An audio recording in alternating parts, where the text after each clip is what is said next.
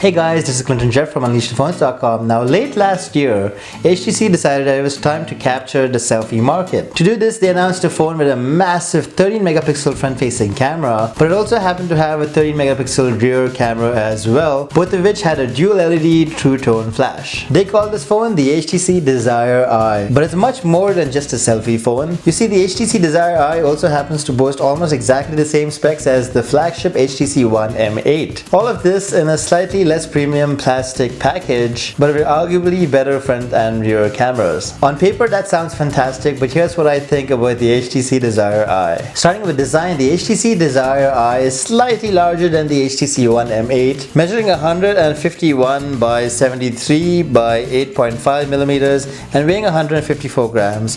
The HTC Desire Eye is very comfortable to hold. Ergonomically, it is a pleasure to hold and use, mostly because of the soft rounded corners at each edge. The hard matte plastic finish of the Desire Eye also contributes to this comfortable feeling. It allows the Desire Eye to be pleasant to the touch but still very decently grippy. As you can tell, I have the blue version to review, which doesn't smudge as easily as the white and red version. Still, it does have the tendency to pick up finger grease every now and then, so you might want to clean it once in a while. Thankfully, you can just wash this off because the HTC Desire Eye also happens to be waterproof. There's an IPX7 certified waterproofing, which means that the phone can survive being dunked in water for as long as 30 minutes up to a depth of 1 meter. So I definitely don't recommend using this in chlorinated water or in salt water, but it should definitely survive being caught in the rain or even a splash of water. Still, this is very cool and very appreciated, and I definitely want more waterproof phones. Moving on, at the front of the HTC Desire Eye is a 5.2 inch 1080p display, which equals a very decent pixel density of 424 ppi. As such, the resolution is high enough that you'd be hard pressed to find any individual pixels. The display itself is quite vibrant with solid contrast and great outdoor visibility. Viewing angles are also pretty decent considering it's a LCD display. That being said, like the HTC One E8, the Desire Eye screen has a slightly bluish tint to it, so it isn't as color accurate as the original HTC One M8. Coming back to the size of the phone, the main reason for the tall silhouette is the boom sound speakers at the top and the bottom of the phone. The speakers on the Desire Eye are very cleverly hidden in the gaps between the display's frames at the top and bottom bezel of the phone. The top boom sound speaker also acts as a earpiece, so it's very interesting to see a large centrally located selfie camera at the front instead of a normal earpiece. Along with the centrally located front-facing camera, you also have the true tone dual LED flash at the side, an ambient light sensor and a proximity sensor as well. There's also a tiny pinhole for the noise cancelling microphone at the front. It's worth mentioning that the Desire Eye has 3 microphones, one at the top, one at the bottom right over there, and one at the back right over here. Below the screen, you'll find just the HTC logo and the bottom boom sound speaker. The Desire Eye uses on-screen navigation buttons, so you won't see any capacitive keys over here. Coming to the rest of the phone, at the top, you'll just find the lone 3.5mm audio jack, while at the bottom, you'll just find the micro USB charging port and a tiny pinhole for the main microphone. On the left side, you'll find a slot for the nano SIM card and a slot for the micro SD card. You'll want to make sure that both these slots are firmly closed if you want to test out the waterproof nature of this phone. While on the right side, you'll find a dedicated camera key, the power and screen lock button, and the volume rocker button. The keys have decent feedback and are easy enough to find, though they are a little hard to distinguish from the surrounding material. That being said, the dedicated camera key has horrible feedback and I ended up not using it at all. Coming to the back, there's just a camera module up top with the dual LED true tone flash. There's the HTC branding in the center, while at the bottom you'll just find a couple regulation symbols. All in all, the two-tone color scheme of the Desire Eye and the centrally located front-facing camera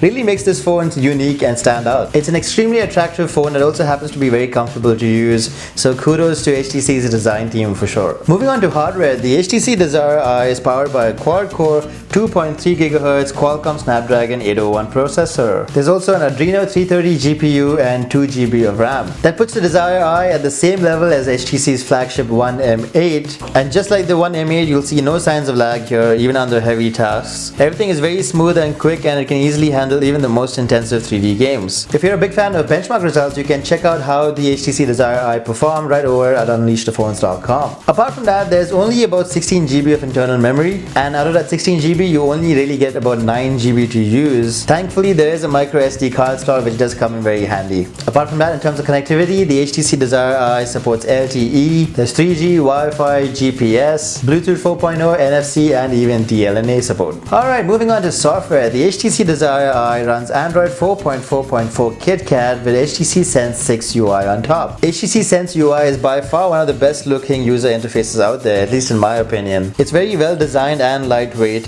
and HTC's used flat designs that are very in keeping with Google's material design guidelines. There's also a decent set of features built in without going overboard. For example, there's HTC's motion launch gestures where you can just unlock the phone by swiping up, and there's of course HTC's famous blink feed app as well. I've already spoken about HTC Sense 6 before, so if you want a more detailed look at it, you can check out my HTC One M8i review, because in terms of UI, nothing much has changed between the Desire Eye and the M8i and the original M8. Alright, coming to messaging, HTC's app does a pretty good job. Their stock keyboard is very comfortable to use on that large screen, and you can also glide from alphabet to type something. Or of course, if you want, you can just install a third-party keyboard like the Google keyboard or SwiftKey. Coming to web browsing, there's HTC's web browser built in, but there's also Google Chrome pre-installed as well. Browsing on that large screen is a very pleasant experience, and thanks to that powerful processor, pages load up very quickly as well. Everything renders very quickly, and even text looks very crisp, and there's no interface lag at all. Moving on to multimedia, there's the usual HTC Gallery app and music apps, both of which look great and get the job done. There's support for a whole bunch of video codecs, so you can play back almost anything on the Desire Eye, but you can also install VLC Player from the Google Play Store in case you find a format that the Desire Eye cannot play. As you can tell, images and video all look great on that large screen, so chances are you'll definitely like watching video on the Desire Eye. But that being said, HTC is known for their audio, and as such, audio quality out of the Desire Eye was pretty good. Via headphones, it doesn't sound as loud as the HTC One M8 was, but it's still much louder than most phones, including the iPhone 6. Then there's the boom sound speakers, which again aren't as loud as the ones on the HTC One M8, but those loudspeakers still manage to produce very loud, deep sounds without any distortion even at full volume. It's pretty safe to say that the HTC Desire Eye is pretty great at multimedia. Alright, coming to camera quality, the HTC Desire Eye has a 13 megapixel rear camera with a BSI sensor and a 29mm lens that has a f2.0 aperture. There's also a dual LED True Tone flash. HTC's camera app has not really changed much from the HTC One M8i. As you can see, there's various scene modes that you can switch to. There's also a whole bunch of settings that you can tweak. There's even a manual mode and an HDR mode as well, along with the usual panorama mode. Of course, it doesn't have the duo camera of the HTC One M8, so it doesn't have all the duo features, which isn't really a big deal at all. The rear camera quality was pretty decent with very accurate colors, almost no artifacting, and satisfactory amount of details. Once in a while, you might get pictures that are slightly darker than the actual scene, but hopefully HTC will fix that in a software update. As expected, images in low light or indoor situations are kind of average, and there's a lot of noise that does creep in. But that being said, I should mention that the HTC Desire Eye, or at least HTC's algorithms, do a really good job at HDR. But wait, there's a reason why this is called the Desire Eye. That's because at the front there's a massive 13 megapixel camera with a 22mm lens, a BSI sensor, and f2.2 aperture. Heck, there's even a dual LED True Tone front-facing flash. As you'd expect, the front-facing flash is there to illuminate your face when you're taking selfies at night or in low-light situations, but it can also act as a torch in case you want that. That flash is very bright though, so be prepared to be blinded every time you take a selfie with the flash on. But to prevent yourself from being blinded, there's no auto mode for the front-facing flash. Instead, you can either put it off or switch it on or use the torch. This is good because it means you can take a selfie without the flash going off in your face when you're not prepared. The selfie camera also has an anti-shake mode, an HDR mode. There's even a backlit mode and a whole bunch of other scenes and settings to tweak with. In terms of camera quality, the front-facing camera does a pretty good job at taking selfies.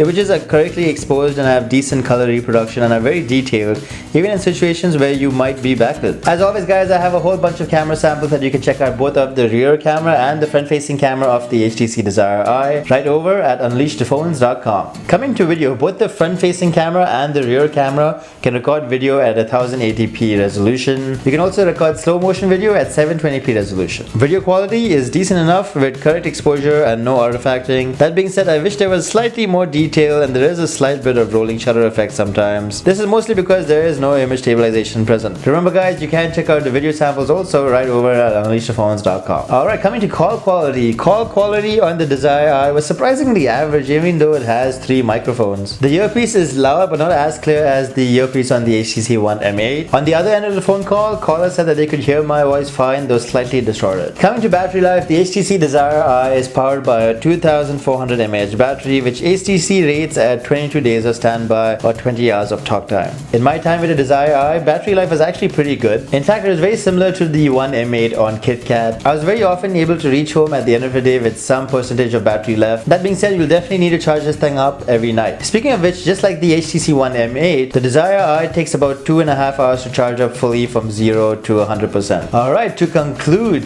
the HTC Desire Eye is by far the best selfie-centric phone out there. For one thing, it's way better spec than the other selfie phones out there, including the Nokia Lumia 730 or the Sony Xperia C3, which in turn means that this phone is definitely more future-proof than the other selfie phones out there. But at the same time, those awesome specs also means that the HTC Desire Eye is priced much closer to a flagship phone like the HTC One M8 than the other selfie phones. So your choice is going to have to be whether you want the best darn selfie phone around or the best selfie phone that you can get on a budget. While the Desire Eye might not be as premium as HTC's flagship One M8, it definitely is a very viable alternative. In fact, I would even recommend the Desire Eye over the plastic HTC One E8 or even the HTC One M8i. At the end of the day, the HTC Desire Eye is just a great smartphone to have. Definitely recommend it. As always guys, if you want more details on the Desire Eye, you can check out my written review over at UnleashThePhones.com. And as always, if you guys have any questions, you can let me know right in the comment section below. And hey, if you like this video, maybe hit the like button and maybe subscribe because that would be appreciated. And that's about it. Thanks for watching guys.